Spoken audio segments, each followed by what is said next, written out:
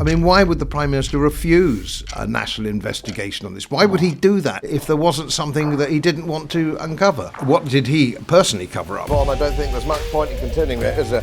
Disgraceful! You're disgraceful! Well, what's... When the remark was made about cleaning behind the fridge that you said that this place is full of sluts, is that true? It can easily be dealt with because we have an extradition treaty with Pakistan and we could send these people home immediately. If you don't take these people back who are convicted of a criminal offence, we'll suspend your aid, and it can be done under a legitimate treaty. And of course, it was quite an interesting comment that Winston Churchill made. He said, but I'm not sure how we're going to actually integrate people who believe in the concept of the ownership of women. We still have tears. I mean, the corruption is absolutely quite astonishing. Now, there are more Muslims, for example, in the United Kingdom than there are Welshmen in the United Kingdom. It's a huge vote. You've sort of hit journalists with a brochure. You disgust me! What led you to do that? Disgraceful! You're disgraceful! You, sir, are a racist! Has Nigel Farage gone soft? What people who don't know him very well don't fully understand it. He's deeply an establishment figure. The English have been forgotten about. What was he thinking? Godfrey Bloom, welcome to the show. Thank you very much. Thank you for inviting me. Oh, it's a pleasure. Tell me, has our country gone insane? Yes, it has. But I think the mistake people are making is saying that it's just gone insane under Starmer.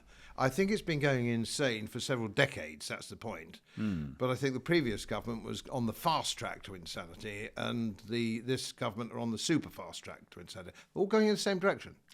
They're all going in the same direction. It's just a question of pace. So I think that's the problem. Yeah, I mean, it's almost everything's insane at the moment, isn't it? The latest mad bit just in the last couple of days was that Labour has refused to look into the grooming gangs. Why might that even be? Why would they not want to look into that? Well, when I was in office, I had a colleague who really delved into this because Yorkshire was my constituency, and she was also an MEP for Yorkshire as well. She followed me, in point of fact, when I resigned from that. But she got nowhere and was sued and nearly bankrupted by the establishment because everybody's in on it. You know, the police were in, the councillors were in. The cover-up was political, and that was under the last government as well. You know, this has been going on for some time. And this game of grooming, yeah, it's the rape gang. Let's all call it what it is. They were rape gangs, grooming gangs. We've got a few horses and a small holding up there in East Yorkshire. Grooms look after our horses. Yeah, but we can't say it on YouTube, that R word. We're going to have to censor it. Okay. But that's YouTube's fault. But also, I do get that point. A lot of people are saying that. But grooming, apart from horses and sort of monkeys doing it to each other, it's quite a horrific thing as well. We're talking about proper, molesters of children and things like that. It is. I think that's still quite a powerful word. Yeah, I mean, I entirely agree. I think it's deeply, deeply sad and deeply upsetting, actually, that we regard ourselves as a civilized nation, and that can go on and covered up at the very highest level. Why do you think it has been covered up, even by the Tories? I think there are too many people that are directly involved. I think that's the problem. I think there are. You look at the top and you can go right to the very top of society and see that the problems are there, including in royals. So we know that there's a problem at that level. We know there's a very political level at it, and there is a very strong suspicion that there's a senior police level as well. So every division of society which has its hands on the control panel, if you will, I think have something to hide. And if it isn't directly involved, they are guilty by association or guilty by neglect. So this is, otherwise, as you rightly say, what else could be the reason? I mean, why would the Prime Minister refuse a national investigation on this? Why would he do that if there wasn't something that he didn't want to uncover? When you mention the royals, are you referring to Prince Andrew, Epstein, maybe Mountbatten and those things? I'd go to Mountbatten. It's always very difficult when you get to the Epstein Island thing, because if you look at those photographs with the Duke of York, Prince Andrew, those girls weren't children with him. And I don't know. I wasn't there, and I don't think in detail about it. But I looked at those photographs, and they weren't children; they were young. They were young women. who in the Middle Ages would have been married with children, of course. And of course, it's different in some states than others. So, and as well, so there's always a different dynamic on that kind of thing. But there's something rotten in the state of Denmark, isn't there? Let's be frank. Yeah, I mean, a lot of them were sort of didn't have parents and family around. They were sort of shipped there almost into slavitude, weren't they? So we don't know the exact ages, do we? Some say with their children. And what do you even say for what is a 17-year-old? Is that a girl or a woman? Is it a boy or a man? A 17-year-old? It's a fairly subjective call, isn't it? Really, I think one might argue if they're old enough to bear children, they're women, aren't they? But a 13-year-old woman? Well, let's say physically capable of bearing children without any danger, which would be 16, wouldn't it? I think would probably be the answer, 16 or 17. But I'm not an expert in that field. In any case, I mean, it's not something that Prince Andrew should have been getting involved. Well, no, he shouldn't be involved at all. But he's a chump, isn't he? Yeah, I think so. So but when they're not involved in the grooming scandal, the Muslim? No, I wouldn't have thought so. Who knows? So, I mean, some people are suggesting Keir might, as a former, director of prosecutions or something, that might have had some involvement, doesn't want it to be looked into too much. I think that's highly likely. What did he personally cover up? And of course, and you'll know, you Leeds University man, but my constituency with Yorkshire, you will find certainly in West Yorkshire that the political dynamic there from the background of these people is extremely strong. I mean, every mayor is from that background. All the councillors are from that background. What background? Muslim? The Muslim background. That isn't to say that all Muslims are of that ilk, because I know they're not, because I've got some Muslim friends. But I mean, generally speaking, we know it's a Pakistani situation. It's broadly speaking a Pakistani situation. So my Muslim friends in places like Oman, and who I was at college with, and people like that, are really quite astonished that we let these people in. I mean, their view is they're very senior people now. They're generals and stuff like that. They're big shots in Oman and the United Emirates. They say, we still don't understand why you let them in. They're not allowed in here unless they get a work permit. And when they finish work, they're sent home. Well, we don't watch your game. And I couldn't answer it. I said, I don't know. Is it insanity? It's a really interesting point, actually. A few people are pointing towards some of the Middle Eastern countries who deal with not just things like grooming gangs, but also Islamic terrorism. These are Muslim countries who are much stronger about terrorism, and they don't have it in their countries. Oh, exactly. And if you're sort of molested in any way, if you're in Cairo or even or Morocco or something like that, they don't try it on. They don't try it on because they'll be banged up in no time at all, if only to protect the tourist trade. So the government's much stronger.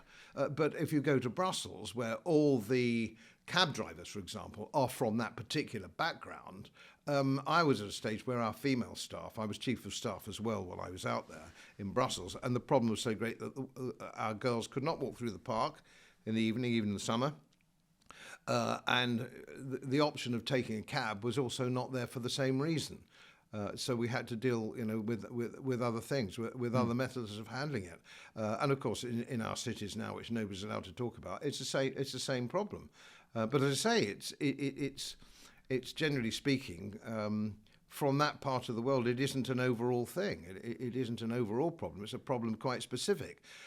And it can easily be dealt with because we have an extradition treaty with Pakistan, and we could send these people home immediately. Those who have if they have committed criminal offences, an extradition thing, and we can send them back. And of course, we have the aid situation. If you don't take these people back who are convicted of a criminal offence or suspected of a criminal offence, we'll suspend your aid, and it can be done under a legitimate treaty. But nobody seems to want to do that for some reason. But of course, now there are more Muslims, for example, in the United Kingdom than there are Welshmen in the United Kingdom. It's a huge vote. I mean, that's a monster vote. And when I was on the campaign trail in Bradford and places, we could see our opposition, our Labour Party oppositions, going up the sort of the drive in a house in Manningham Lane or something like that, and coming back with 14 or 15 votes. And you could see in the background the females there and he'd collected the maitre d' had taken them all and came and gave them to the dude on the gate. I mean, the corruption is absolutely quite astonishing. It was an eye opener for me, and I'm I'm not, don't let the accent fool you. I'm not naive. I've been around a bit. I'm 75 years old, so I've been around. And even I was bloody shocked. I thought, what's going on? So you've got permanent Labour seats here who are supported by this vote, and their voters, and some of these people are involved in these G gangs or R gangs, whatever I'm allowed to say now. Yeah. Well, grooming, I suppose we can say. I mean, this might be a hairdresser channel for all YouTube knows. The problem is they automate it, so you end up. There's not one person looking and checking what we're actually talking about, and so they just censor it and don't let us put the video out. It's ridiculous. No. But that aside, it's something I've talked about a little bit on this show. But are you concerned that what happened in Lebanon and what happened in, I think in Turkey is happening now, what happened in Iran, where we had societies that were not Islamic necessarily, once the vote got to a certain point, things turned around? I think things became illiberal in that sense. Well, I think the Middle East is highly problematical in all sorts of ways. It is so complex. It's unbelievably complex once you start to dissect it, because I tried to sort of see if I am interviewed by anybody or even on my own channel, I could talk about this. And it's so very complicated. You have to look at somebody like Alistair Crook, for example, like that, who is a professional diplomat in that part of the world, who understands the nuances of these differences. And it brings you back to Enoch Powell, I remember, who years ago made, I thought, a very, very apposite comment when he said, the trouble is when you have a problem, everybody then automatically assumes that there is a solution to the problem, because problems have solutions. And he said, you've got to understand that some problems do not have solutions. And we must sometimes accept that. And I think the Middle East is a situation where I'm not altogether sure that there is a solution other than sort of Armageddon, as it were. Wow. I think that's actually, I like that as a life philosophy to an extent, because we can't deal with uncertainties. What's the solution? I suppose we've evolved to be problem solvers. And I quite like the idea that you need to accept and just take a breath, no matter, even I'm talking about a personal issue in one's life, and just go, okay, I can't fix that. Okay. I can't fix that. Yeah, no. Can't fix Israel, can't fix my life. I was a member, would you believe, was a very young man, as a member of a dance team. It was a ballroom dance team in quite a well-known one, amateur, but quite well-known. And the team would, come on with their lovely ladies in high heels and all the rest of it. Right. And it was actually mother, and I got sacked because I was too short. Oh no! Yeah, because you'd go along, and there's this shorty marching on in his evening dress and all the rest of it. What height are you? Because people could only see you. I'm 5'7". Yeah. And I'm so sorry. I just, it couldn't be done. But I didn't object to that as heightism because it did look ridiculous, and I had to go. I suppose there's an extent to which some of us expect the world to change for us, and to the extent some of us go, well, I have to change for the world. That seems to be a huge difference between, I suppose, the woke, which is currently I've got this, everyone has to change for me. Because I was thinking about this the other day. I was on a flight. It ends up being like 17 hours actually to Buenos Aires. I've got family over there, and I couldn't. There was no emergency exit seat. I couldn't get in a premium economy. I'm 6'4". And I'm squashed like that. Yeah. And I did think, gosh, if I was overweight, I'd probably be making a fuss about this and going, if I was woke and all of that, change this for me. But I just thought, you know what, it's good to be tall, I guess, and I'm just going to have to grin and bear it. Yeah, it's just, we could always say, because obviously the only solution is chopping your legs off, isn't it, really? Not a good solution, is it, really? Blood everywhere. Or biting the bullet and going business class. There was none left, even 3 months before. Gosh, I'm flying back from Buenos Aires in March. I'm on a fact-finding stroke lecture tour of South America for a month in March. And, right. And I've bitten the bullet on the. I'm a shorty. I'm a dwarf, but I'm a bit claustrophobic. So it's not just the length. It's the girth. It's everything. It's everything. And of course, I'm also travelling with Mrs. Bloom, who gets a nosebleed if she doesn't turn left on an aeroplane, or so she tells me. If she doesn't turn left. Yeah. What does that mean? That means you're going to business on first class. Oh, when you walk in at the start, of course. Okay, God, all the euphemisms of the different class to mine. No, I joke. I would have done that because it was hell, and I would have spent whatever on that. But has Nigel Farage gone soft, or does he? Is there an element of having to sometimes embrace the centre ground to have any chance? Well, I was taking the view, I can't remember who told me, it was very, very pre-politics for me. So the trouble is, if you're in the centre of the road, that's the place you're most likely to get run over. Yeah. And I think if you're going to say, look, I run a political party which is XYZ, it has to be XYZ for the punters to actually vote for. You can't be all things to all men. And once when I was in Oxford, I was interviewed by Sky. A big dome came to my house, and there was a big van outside in a tiny little Yorkshire village. And I was new to politics anyway. I was a bloke from the rugby club who got elected because I wanted Brexit, but I'd never been involved in party politics. And it was quite funny, really, because the guy interviewing me on Sky said, "Now, we've just had a phone call and somebody said they certainly wouldn't vote for you, Mr. Bloom. What do you make of that?" And I said, "Well, look, yes, not everybody's going to vote for me, are they? How can I be somebody that everybody's going to vote for? But if you are a law-abiding citizen working hard for your family in the wealth-creating sector, vote for me. If you're a sponge, a ne'er-do-well, or a criminal, or somebody sponging in the public sector, I suggest you don't vote for me because I'm after you." What if there are more people in society who are not necessarily sponges, as you say, but maybe more inclined towards a certain spongification, and you need to get some of those people who are slightly inclined towards sponginess to vote for you in order to have any kind of say on matters? I think, to be honest, having been in the game for 10 years and learned quite a lot in those 10 years, that the more you trim, people fall off the other end. So you move, and that's already happening in the reform situation. Is it? Yeah, people are, as you then move, to try and pick up those centrists, if you will. You get people who go, "Oh, they're just another controlled opposition, bunch. I can't be bothered." And that's starting to happen. I think you've got to stand for something or not stand for something. I don't think you can continue to trim all the time. We see too much trimming. And the Conservative Party, of course, got kicked out of office because they over-trimmed. You couldn't tell them from New Labour. In fact, they were slightly to the left, I would argue, of New Labour.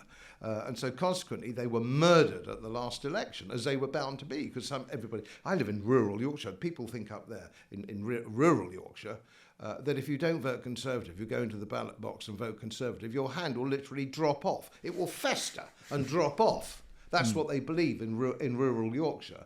And so consequently, even they couldn't vote for the last government because it was so bad. And they were all trimming like mad and shifting around and not doing what a Conservative government should have been doing. It was a bit mad. So they got kicked out of office. Now we've got a bunch of psychopaths, but... there we are. That's what happens. So, no, don't trim. Stand firm. Unfortunately, we have a political system, an electoral system, which doesn't help that because it's red or blue. You vote red or blue, and so you're trying to get people who not vote red would vote blue, and so it goes on. But Nigel is broadly speaking what people who don't know him very well don't fully understand. He's deeply an establishment figure. He's an establishment figure. He likes to be the maverick. He likes to play the maverick role, and he likes to do these things. And I understand that because it's an attractive way of doing it. But if deep down, he would be a very good Conservative in a Macmillan government. He's a Macmillanite. And so that's where he stands, and that's what his background is. And so that's where he's comfortable. And I think he feels upset because the Conservative Party has left him. His natural home is an old Conservative Party, leaving Brexit aside and leaving immigration aside, which are separate issues, which transcend all political thinking. But no, I think the more he trims, I would argue that losing Ben Habib, you can't afford to lose people like Ben Habib in what is still at the moment a fringe party. An articulate intellectual like Ben Habib, you just can't afford to. There aren't enough people in politics to lose somebody like that, and he lost him. And of course, if you look at the track record, if you look at UKIP and you look at Brexit, he's lost a lot of very good people who would have helped make this kind of breakthrough. But time will tell. Where are some places then where he has maybe been a bit too lukewarm, where you would say, no, this is what we should be standing for? I think he needs to say, well, there's so many things. There's so many things he needs to be absolutely clear he has to be very clear on the immigration side. You cannot trim on that. If you are here illegally, you must be sent back. Yes, I think you have to stick to your guns, because if you're sending that message, if you're sending a message that don't worry, even the most, if you will, hostile to immigration policy party that there is, will still really let you stay. You're not really solving the problem. So I think he needs to be, or reform, or that wing. They need to say, no, if you're here illegally, you will be sent back. If you set off to this country with a view to illegal landing in this country, you must be turned back. And you can't really equivocate. And has Farage equivocated? Yes, he's equivocated all down the line on this one. What's when I hear him say, I commit to mobilising the Royal Navy and towing back all illegal boats and repatriating anybody who's here illegally, absolutely, without trimming, without fear, without favour. That is number one issue for us. I think you'll find that he will go up in the ratings rather to try and impress The Guardian, or The Times, or the Daily Mirror, or the BBC. That isn't going to work. You're never going to win them, Nigel. You're not ever going to win them, and you've tried it before. It won't work. They hate your guts.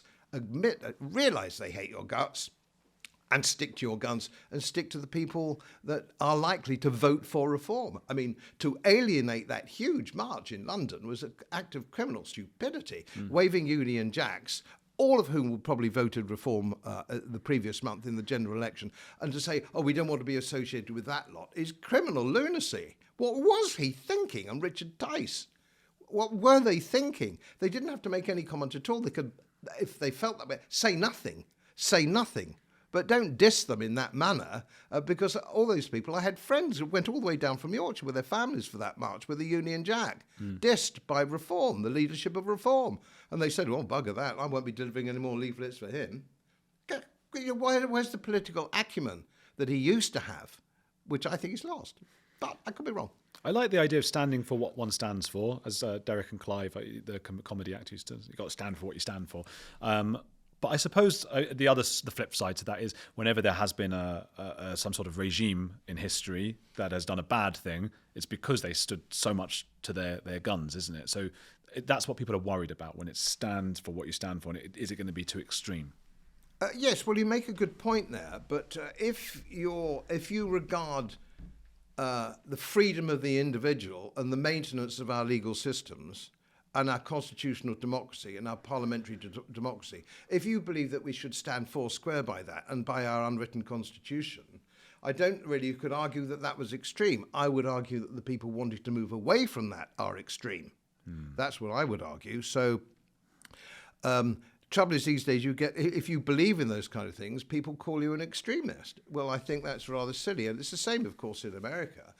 With their constitutional situation. They have a written constitution, of course, which is very much based on our unwritten constitution, and they have a fair copy of Magna Carta, of course, on the Hill, which you'll know. So I think if the Americans went back to their constitution, to the letter of the Constitution, which I think is quite a good Constitution. I think if they went back to that, I think they'd be in a much better place than they are now. It's when you start parking those words of wisdom, which are hundreds of years old, that's when you have problems. The Toleration Acts of 1688 and the Bill of Rights. You start trying to abandon that. I regard that as an extreme position.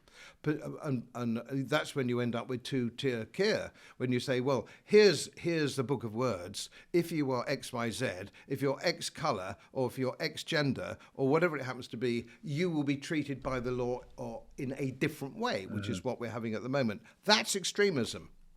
So perhaps I'm an extremist for being against extremism. I suppose I'm starting to wonder about individual liberty, because that's something I've always been behind. But then I started thinking, well, okay, but has individual liberty to an extreme allowed some of the issues that we're facing today, which is anybody can move here and start to practice their religion differently, and we're having these issues with Islam because of the individual liberty of those people who have come to this country? You make an extremely valid point, but of course it's like the Irish from Kerry. I wouldn't start from here. When he was asked for the directions to Tipperary, sorry, sir, I wouldn't start from here. So, of course, I wouldn't be starting from here because what we have done, we have opened our doors to people who do not respect our constitution, do not respect the Toleration Act. I mean, I can't that we have religious groups in this country now who wouldn't give the Toleration Act the time of day, and it was designed to be inter-Christian, as it were, if you will. But that's their individual liberty, isn't it, for them to come to this country and not respect the. But if you whether it's treatment of women, the concept of the ownership of women, for example, and of course it was quite an interesting comment that Winston Churchill made. I think it was in 1902. His Blood River. His Blood River, the Battle of the Blood River, and so on and so forth. And his book, which he said, well, Muslims are wonderful, members of the empire. They're excellent soldiers for Her Majesty. He said, but I'm not sure how we're going to actually integrate people who believe in the concept of the ownership of women, and several women. And that was in 1902, coming from Churchill, who was an arch conservative in his own way. And it's as true today as when he wrote it all those years ago, 150 years ago, 140 years ago. So what we need to do is say, this is our constitution, this is what we believe in this country, and we believe in freedom of the individual. But if you want a different culture, a completely different culture in this country, and you come from another country, you really have to go back to that other country. You shouldn't be here. Which isn't then the freedom of the individual, because they're not allowed to have these thoughts. You can't have the concept of freedom of the individual is that you can't impose your will on other people. You see, this is the thing. A libertarian, providing that Mises von Mises makes this very point, member of the Mises Society, but basically, you can do what you like as long as it doesn't hurt anybody else. So as long as it doesn't impact on anybody else. And it gets back to getting into trouble sometimes. But if you want to smoke marijuana, for example, which I don't, nobody's really business if you want to smoke that in your drawing. I didn't mean to offend you when I offered it to you. Way wacky. So no, I do believe that it's people to do, and Lord Salisbury. So you go back to conservatism, true conservatism. You go back to Lord Salisbury. Wonderful quote when the world was, pressing, or Methodism was pressing for temperance societies were pressing in 1890, I think, the early 1890s. And here's a wonderful quote, and you find it in the Oxford Book of Quotes. He said, "It is the right of a free-born Englishman to get as drunk as he likes, whenever he likes, but not to get as drunk as he likes and beats his wife or beats the neighbour." By hangs the difference. It's only a matter of common sense, Andrew, I think. It's a matter of common sense. Well, it is. And look, I'm on side with you on this, but I'm trying to devil's advocate it. And I think the what we're saying is, tolerance, apart from for everything but intolerance. We don't want to tolerate the intolerance of a different. But what the other side to us would say and do say is that our side is intolerance. And therefore, so they're saying we're tolerant of we're tolerant of the trans and of this and that, and Godfrey Bloom and Andrew Gold are not tolerant, and that's where we're no longer. So we're both saying the same thing to one another. Do you see what I'm saying? Yes, I do, and it was wonderful in the Profumo case. That what was it? The blonde lady, I can't remember her name now. Long ago. But the prosecuting counsel looked over at his glass and said, "You do realise that Mr. Profumo denies that." And she looked over, she got her spectacles out, and she put her spectacles on, and she looked across back at this top QC and she said, "Well, he would, wouldn't he?" And that's to say, you're the intolerant one. Well, they would say that, wouldn't they? Yes. We're the intolerant ones, and yet we're the ones that want to maintain the principles of English law, our constitutional monarchy, and all these things that we want to. I mean, isn't a definition of intolerance, I would argue, was silently praying. A woman was arrested for last year. Silently praying. Oh, come on! Let's get a tolerance understood. What is tolerance? Tolerance is letting people silently pray. If it's not that, what is it? That was outside an abortion clinic. Yes, it was. Gosh. It was a bit nuts, wasn't it? Mad. And of course, the standard of policemen, of course, you get these days, bless them. I feel sorry for them because it's quite complex, this whole thing. It is. I used to feel sorry to them because I've got a lot of friends of old school policemen up there in Yorkshire at the rugby club and stuff like that. Very good drinking mates indeed. This bloody rugby club, it's got all sorts. That's the benefit of a good old-fashioned 100-year-old rugby club. Yeah. It's a very eclectic mix of drunks. Do you play? I used to. What position? Well, of course, I scrum half. I would be, wouldn't I? I'm a little gobby guy. Number 9. Yeah. Well, fair enough. Were you good? No. It's not about that, is it? Listen, we left Europe, right? Now, I think there's something that people are not able to be entirely honest about here, because there was a lot of talk about we're going to leave Europe, and a lot of maybe the left, let's say, tarred everyone who voted for Brexit as, oh, they're a bunch of racists or whatever. And people who voted for Brexit, no, it's not about that. It's about bureaucracy and having control of our borders and these kinds of things, and nothing to do with race. And I don't think it is, by the way. But I think what's being lost in the middle somewhere is that Brexit wouldn't have been won if people weren't so concerned about, and rightly so, immigration, particularly Islamic immigration. I think that is a key issue, and we wanted to have control of our borders at least. What's actually happened, and I'm sure even those who voted Brexit knew this might happen, is we've got control of our borders and we're letting even more people in that are making this country multicultural in a certain way that isn't necessarily liberal. So has Brexit failed, and what do we do? Well, first of all, I would argue we don't have Brexit. The thing is, and I always use an analogy if I'm speaking at universities, imagine the civil servants didn't want Brexit. Parliament didn't want Brexit. The House of Lords didn't want Brexit. The mainstream media and the press didn't, with the exception of the Daily Express, didn't want Brexit, so on and so forth.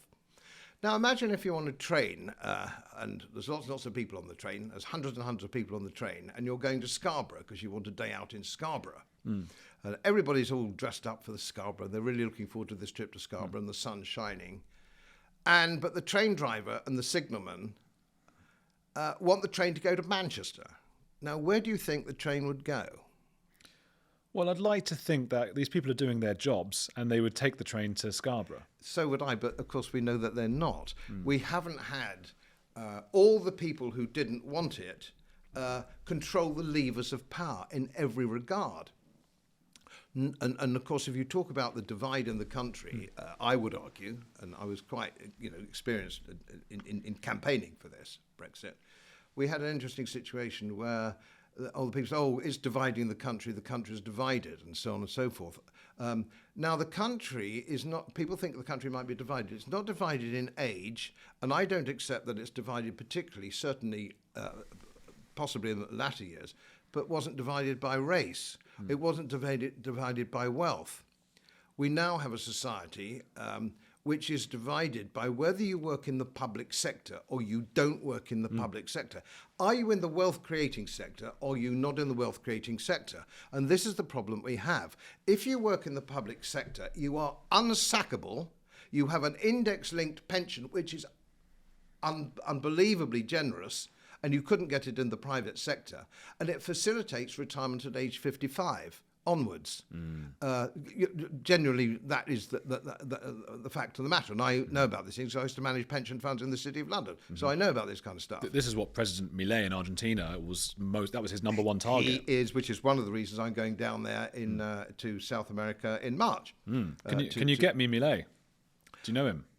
No, but I might know him by the time I get back, because we're both sort of supporters of the same institute, the Mises Institute, and the von Mises attitude to. Okay. It might happen, and I'm meeting. Well, let me know, and let me. I will most certainly. Because I could do him in Spanish. I could interview him in Spanish. Well, yes, I did read that you had these languages skills. Well, I will certainly be your disciple, or ambassador, perhaps is a better word. So yes, I'll certainly look at that. But he realised that you cannot have everybody sucking at the public teat. You can't. If you want your hospitals, if you want your doctors, if you want your roads, it all comes from the wealth-creating sector. It comes from the wealth because it's either taxation or the money is borrowed. Right. That's the only place the money can come from. And we cannot afford millions and millions, 6, 7, 8 million people in the public sector. We cannot afford nearly 1,000 quangos. They've added quangos in the last 6 months. More quangos. And if you actually look at what these people do, they're not wealth creating. And they're all on index-linked pensions, so on and so forth. And so the public ticket now is running into 2-3 trillion pounds in order to fund these. You can only fund these things if you borrow, or when you can't borrow and gilt yields are going up now because of the instability of our economy, you then print money, which is called quantitative easing, but you and I would call counterfeiting. And of course, then what happens is that, of course, it degrades your currency, and your currency then goes down. We're now at something like 125 against the dollar, and the dollar's in trouble. That's how fast sterling's going down. It's really scary, and that's the inflation that I saw for years in Argentina living there. Exactly. I actually, I'm not exaggerating. By the end, before Millet got in, and even now because they're still trying to figure this out, I would go to restaurants with a bag full of notes. Because the notes, they weren't able to print higher denominations in time for the inflation. So you had all these 1,000 peso notes, and lunch was like 300,000 pesos. So you're sitting there just going 1, 2, and you're sitting counting. Everyone's in restaurants counting the ones to get to 300 with these bags of money. And I thought, right, well, this is a country where things have gone. It's terrifying. Off, and of course, the Germans saw it and Austrians saw it in the early 1920s. And I saw it in the 70s to an extent, galloping inflation in the mid-1970s, early 1970s. So you go into the corner shop and you want some coffee and you want a tin of baked beans or whatever bachelor stuff you buy. Yeah, coffee and beans. All that kind of stuff. So I'm going in there. And some of the staff were sitting down. It was a sort of corner shop, a Spar or a Co-op or whatever it was. Most of the staff were relabeling. And when you got your pot of coffee, there were 5 or 6 labels on it. It'd been restamped, 5 or 6. That is very frightening. Yeah. And it needs to be dealt with. And you can't print your way out of it. I mean, it's suicidal to print your money. And this government and the Fed, all they can do is print their way out because they can't raise enough taxation to cover their outgoings. But nobody in the political dynamic, either in this country, well, certainly this country, I've never heard at any general election anybody talk about cutting public spending. Have you ever heard anybody go to the country and say we're going to cut government spending? They don't. They're going to say we're going to grow GDP. We're going to do all sorts of clever things. But nobody says we're going to cut government spending. And the only way you can deal with all these problems is to cut. The kids in our universities have been brought up reading economics in our state universities, probably for 3 generations now, believing that somehow the state isn't like a family or a small business.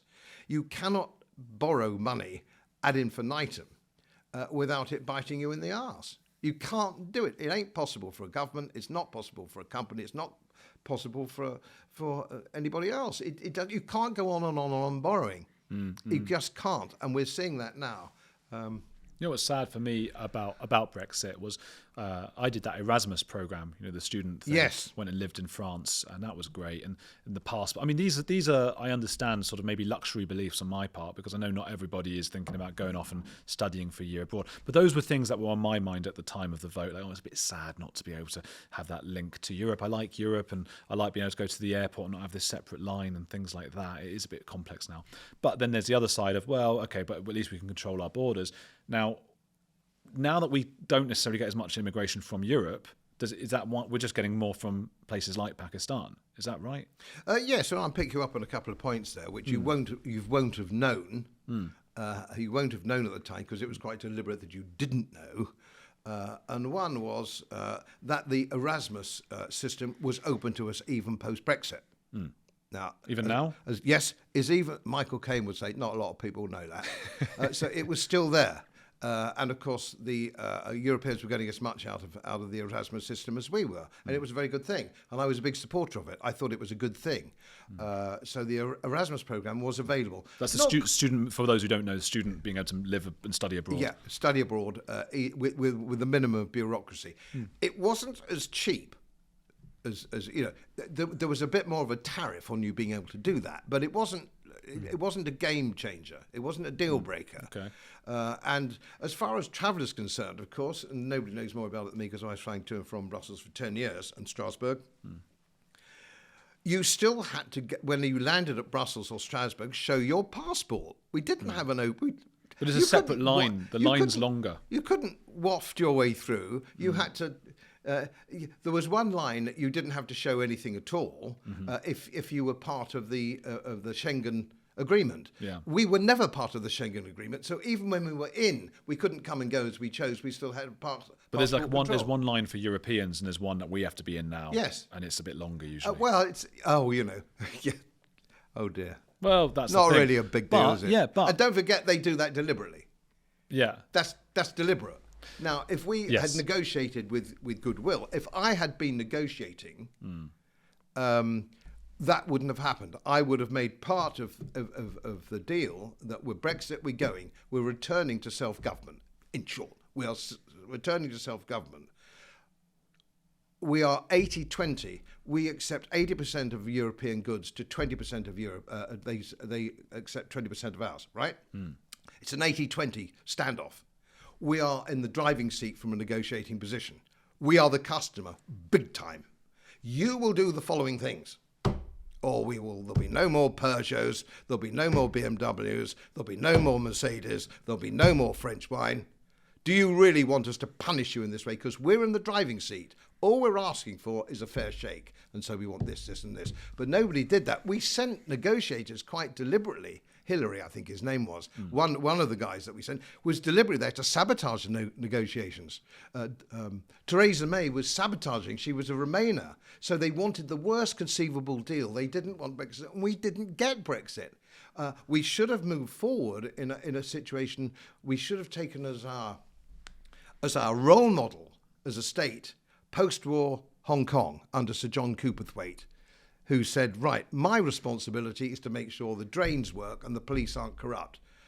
Nothing else, the rest of it is up to you. And of course, we saw Hong Kong overtake our own GDP per capita, in the late 1960s, early 1970s. And it was the same with Lord Salisbury. Let me go back to Lord Salisbury again. In 1890, I think another wonderful quote is, the job of myself and my government is to facilitate the entrepreneurship of the British people. That is Parliament's responsibility.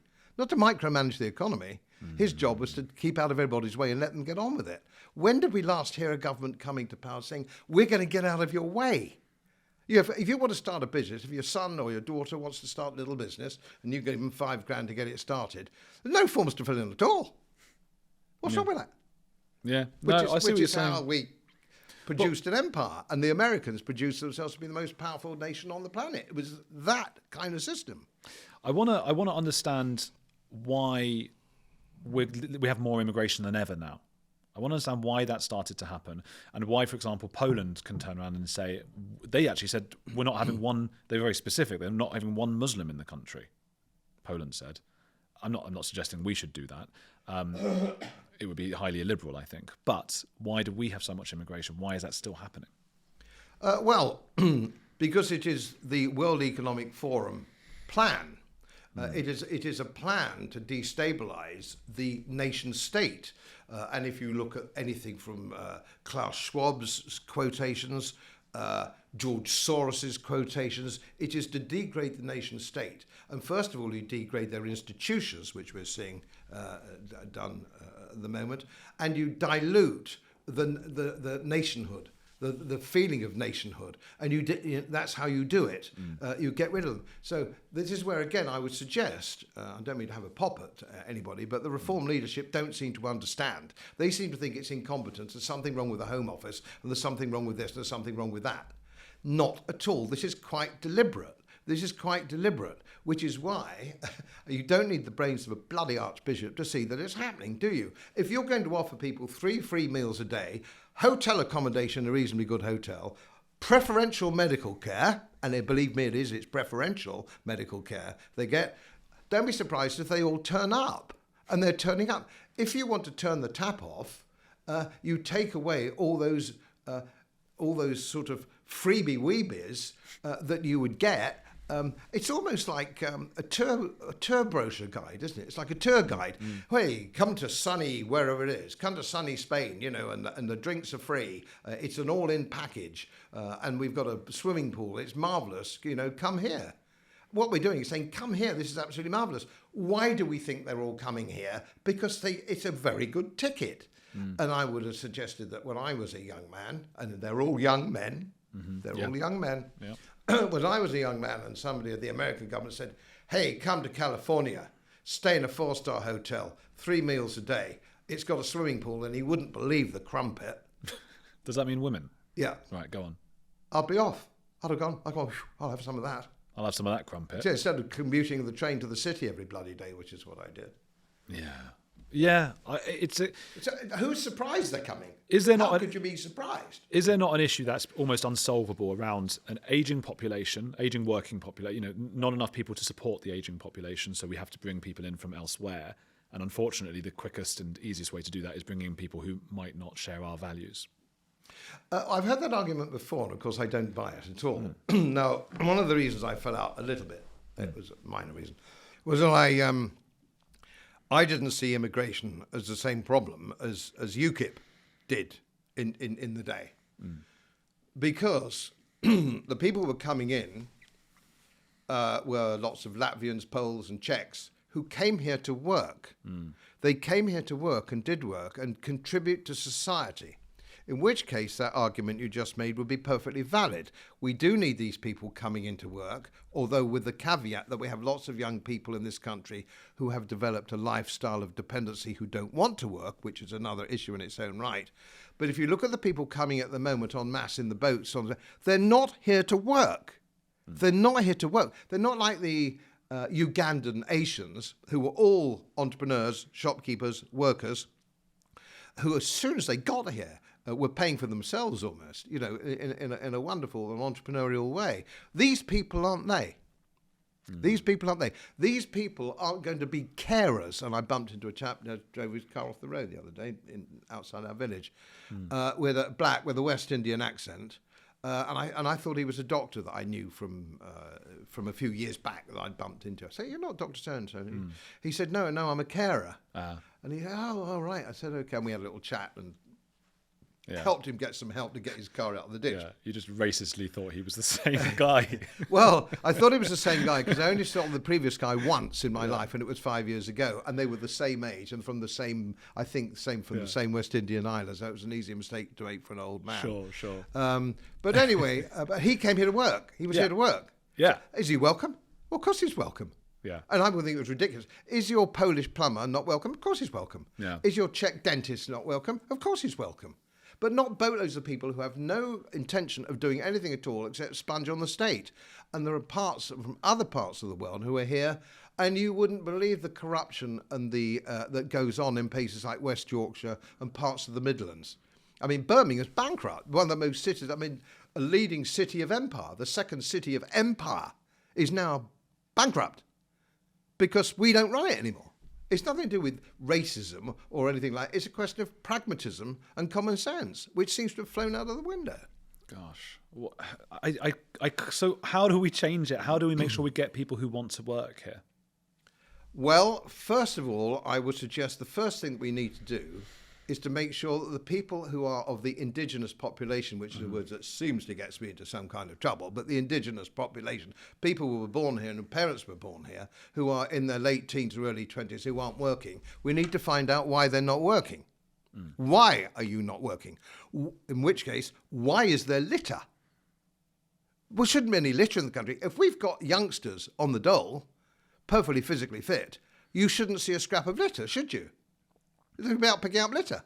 Yeah. The state covers that. In the morning. Doesn't the state cover that? And that's more public borrowing and things. Well, if they did a job of work for their dole, and this was tried in Wisconsin about 30 years ago, and it worked wonderfully. You'd be amazed about the number of young, healthy people came off the dole at the speed of light when they had to turn up at 8 o'clock in the morning and get a broom.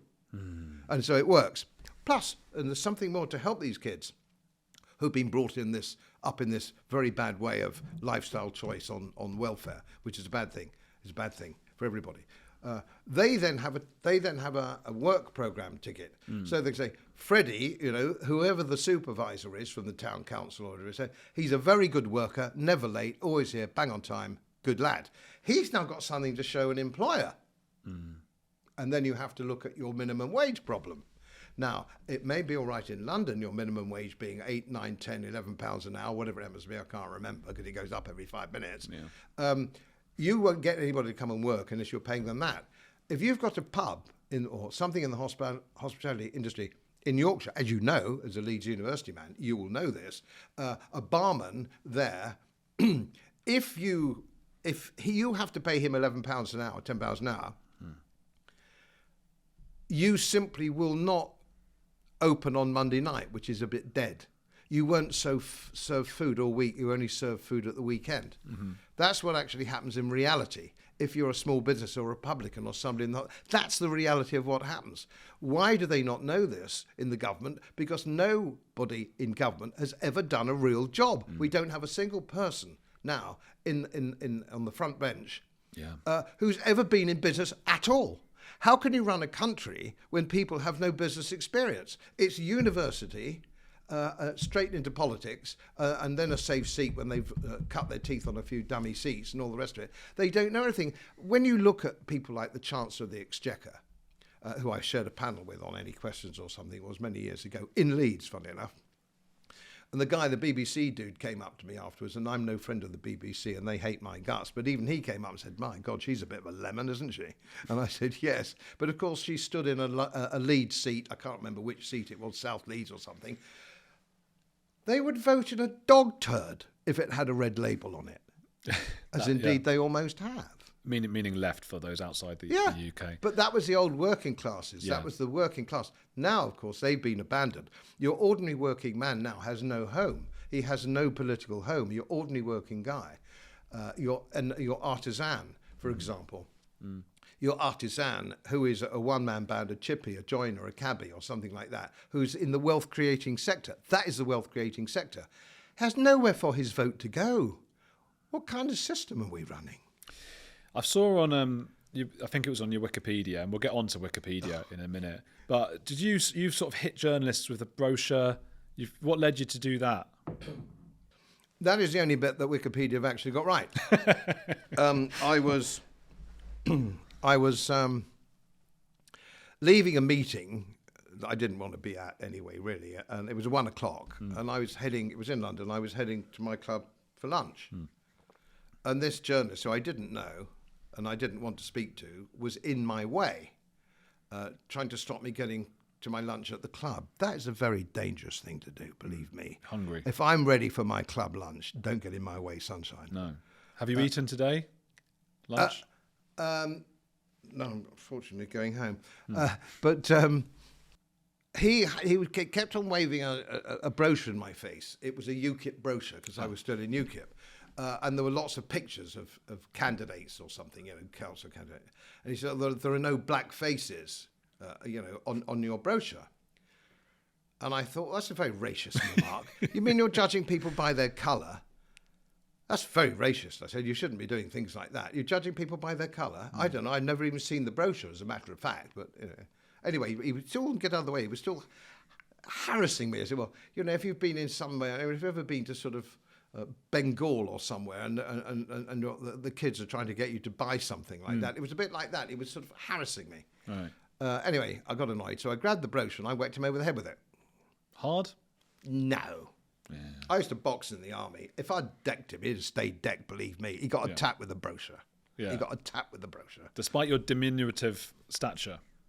Well, you could, if you think, I'm old now, but if you think that counted 10 or 15 years ago, you could make a very serious mistake. Yeah, get that brochure on the head. And threatened other journalists, Wikipedia says. Yes, I think probably right. Somebody was having a go at me, Paul Brand, I think it was, some sort of loony lefty presenter, and he said, well, if I did this and did that, and I said, look, just let's get one thing established, what I actually said. I said, I'm not a professional politician. I'm just a guy from the rugby club who got elected because he wants Brexit, right? That's it. Now, you've got to understand that, because I'm not a professional politician. It means that if you don't treat me with any respect, or if you get in my way, yes, I might give you a slap. Do you understand that? Because that's me. That's what I do. Oh, yeah. And of course, my ratings shot through the roof. People like a slap, don't they? Boxing's very popular. Yeah. Nigel Farage said about you, the trouble with Godfrey is, I like that as a start, the trouble with Godfrey is that he is not a racist, he's not an extremist or any of those things. He's not even anti-women. Not even. Even? But he has a sort of rather old-fashioned territorial army sense of humour which does not translate very well in modern Britain. What do you think? I think his sentence was just slightly wrong. which does not translate well with the BBC and the modern press. That's what he should have said. Does it resonate with people who elected me in Yorkshire? Have a look at the numbers. Have a look at the numbers. I was massively voted in, twice. I was very popular in Yorkshire because, as you know, as a Leeds University man, they like it told how it is in Yorkshire. That's Yorkshire. Now, it may not be particularly popular in the home counties, who are a little bit of feet and then sun-dried tomatoes and all that kind of stuff. But they like a man who says it like it is in Yorkshire, which is why I got elected twice. I was not there, and this is something where I think Nigel, with that very sentence, shows he doesn't understand something. If you want to get elected, you pander to your electoral support base, not to journalists in London. All right? You've got to understand that if you want to get elected. You don't trim your views or your behaviour to suit people who will never vote for you anyway. You've got to make sure that you're standing up for the people who elect you and want to elect you again. I did, and I was successful. You've got to stand for what you stand for. Yeah. I've got one more question for you, but first, where can people find you, follow you, and all of those things? I've got a website which is quite comprehensive, which is simply smallcasegodfreybloom.uk. Okay. Easy peasy. And everything's on it, including an exposure of the great climate hoax, which I started years and years ago, which is an open thing for international climate scientists, not BBC people or celebrities or lazy royals or people like that. I've also got one on health, because I was the first one to expose the fake pandemic hoax as well. 3 or 4 years. I'm not a Johnny-come-lately. Yeah. And I learned all this because I was finished my career as a chief executive of a life insurance company. I know all about mortality statistics and pandemics, all right? Not a doctor, but you don't need to be. You need to know how to interpret numbers. So I was bang on right again. My wife once said to me, she said, you know why you've got no mates, Godfrey? It's because you're always right. I'm just thinking about that. I'd love to know what she was really thinking. You've just, I think you've won over half of my audience at the end there with these two very hot topics about health and what was the other one? Health and the climate hoax. And the climate, and you've alienated the other half, and so should it be. Who's a heretic you admire? Well, mine is Anne Clitheroe. Who's that? She is sometimes referred to as the Pearl of York. And she was a Roman Catholic, and she was defying the Jesuit Act of 1886, I think it was, or 1884. I think she was put to death in 1886, I think, if my memory serves me right. I'm pretty sure. Under Queen Elizabeth, when the Jesuit Act came in, because there was a fear of Jesuits and Catholic usurpers, so on and so forth. But she was she was pressed to death. Oh. They put her on the floor just out Ousegate in York. Ousegate? Ousegate. And they put a big wooden door on top of her and covered it with heavy stones until she was crushed to death. It took 15 minutes. She knew this was going to happen, and she still would not recant her faith. I'm not a Roman Catholic. But if you want a heroine, she knew what was going to happen, and she stuck by what she believed in. Now, can you imagine a single certain Church of England man today? Can you imagine the ex-Archbishop of York, or the Archbishop of Canterbury, or the Archbishop of York, going to that kind of death, hanging on to their faith? Of course not. Of course not. They're all chancers and ne'er-do-wells, every man jack of them. So Constantly, no, she's my hero, the Pearl of York, Anne Clitheroe, worth looking up if anybody wants to. Somebody who stuck to what she believes in regardless. Not a question of, if I stick to what I believe in, I won't get elected. I'm going to get crushed to death. It sounds like they named the town after their method of execution, Ousegate. It's oozing and a gate on top of her. No. The River Ouse flows through York. The river Ouse and the River Derwent. And You've Ousegate. horrified me with this story. I feel like even I'm imagining River Ouse being a river of blood now. Well, there is a plaque just where Ousegate is. York, as you probably know, is a series of gates. There's sort of Ousegate, there's Micklegate, and all this because it's a walled town. Right. So consequently, that's where it came from. But that shameful that shameful death. Now, you might argue that one would be in favour of capital punishment for that kind of situation, which was very desperate in the time of Queen Elizabeth. So they might say, oh, well, she's going to hang. Okay. But crushed to death like that, that's a true martyr. How many martyrs in the world today, one wonders? In the West? Yeah, well, it's a difficult one. And I'd also be a bit wary of praising martyrs all too much, because you got them on both sides who can be pretty bad. 9/11 were martyrs as well. So I don't want to throw my hat in too much with people who stand for what they stand for, but I do appreciate what you're saying. People, please, Godfrey Bloom, go follow him, and I'll put his website down below. Go to that. That's going to be in the description. Hit the like button and keep watching this channel. There'll be something similar right here.